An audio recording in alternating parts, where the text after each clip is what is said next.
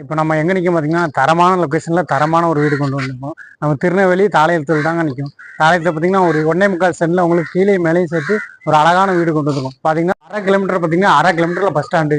உங்களுக்கு பார்த்தீங்கன்னா போர் தண்ணி, நல்ல தண்ணி எல்லாமே நல்ல தண்ணி எப்பவுமே உங்களுக்கு டெய்லி தண்ணி வந்துக்கிட்டே இருக்கும். உங்களுக்கு ரயில்வே ஸ்டேஷன் பார்த்தீங்கன்னா ரயில்வே ஸ்டேஷனாலும் பக்கம் தான். வீடு வந்து நல்ல தரமாக தான் கட்டியிருக்காங்க.